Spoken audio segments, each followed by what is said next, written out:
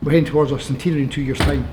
The business started in 1921 by my late grandfather. Unfortunately, my grandfather passed away when my dad was only 9 years of age, so Dad left school at the age of 13. At that time there was one horse and cart and one lorry. This is my late grandfather, Walter Hadrick Malcolm, with his first horse and cart. The horse was called Charlie. Picture of a young Donald Malcolm. We think Dad was probably just 7 or 8 at that time.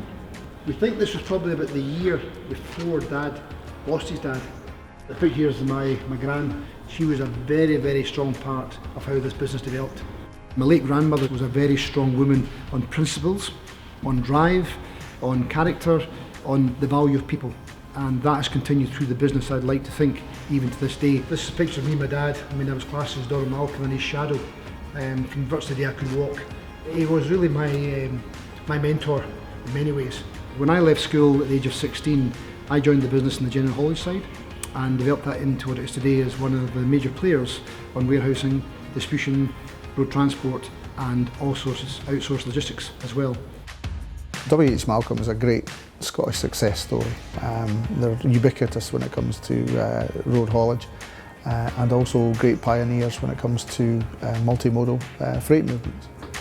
Basically one of the biggest hauliers in Scotland, but not just in terms of road haulage, but one of the most innovative and forward-thinking companies in the UK. I don't know the exact date we actually joined the RHA, but certainly a very, very long time.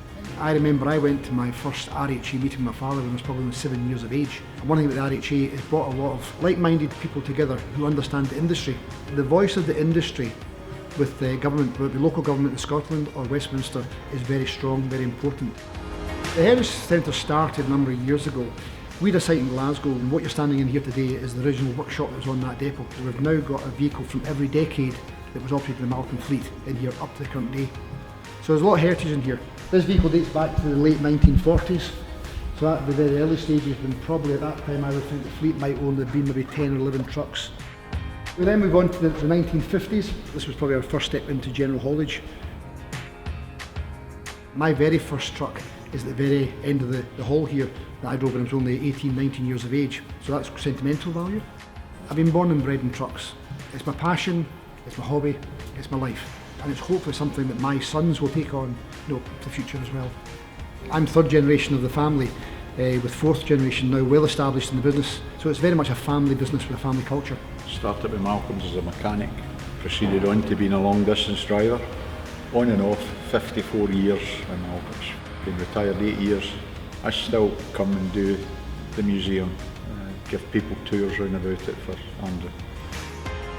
Our depot infrastructure runs the length and breadth of the UK, so we have a depot network which I believe is second to none, which has been built up over the years. Today we're a national logistics player across the length and breadth of the UK. At our peak time we'll be running about 500 trucks. The business has changed significantly in the last 25 years, let alone the last 9 to odd years.